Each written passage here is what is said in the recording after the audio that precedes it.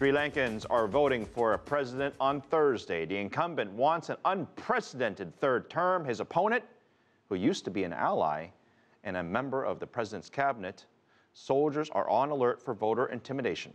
Elections in Sri Lanka, which had a 25-year civil war, have in the past raised concerns from international monitors. And the outcome of this election could be close.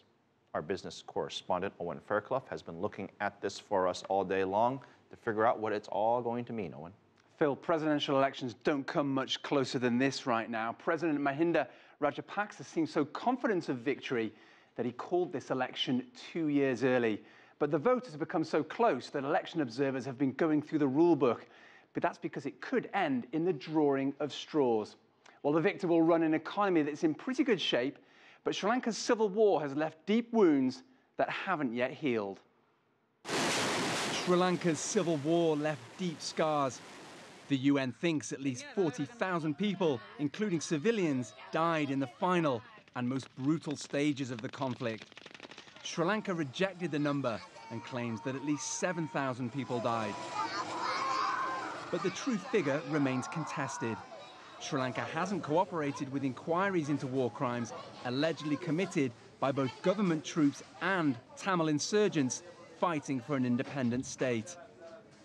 And the conflict has continued to shape the island's narrative, at least for President Mahinda Rajapaksa, the leader credited with ending the war in 2009.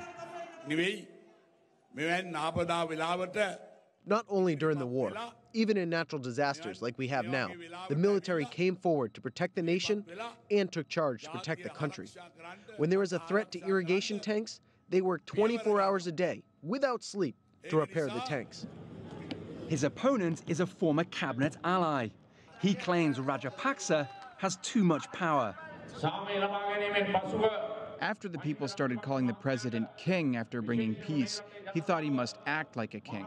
He forgot the Sri Lankan Freedom Party, which brought him to power. He silenced his cabinet. He silenced his parliamentarians. Unlike some countries embroiled in civil conflict, Sri Lanka's economy kept growing while fighting was confined to the north and the east. Tourism remains a big source of revenue.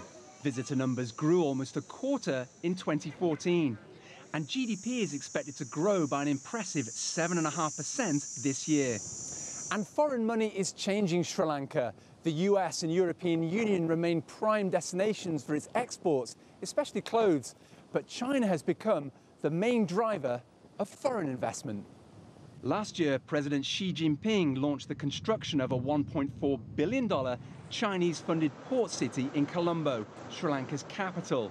It's an important link in China's maritime Silk Road trade route, linking east and west. And despite its violent recent history, Sri Lanka has managed something that eludes many developing and advanced economies. The World Bank says it's both reduced poverty and narrowed the gap between rich and poor.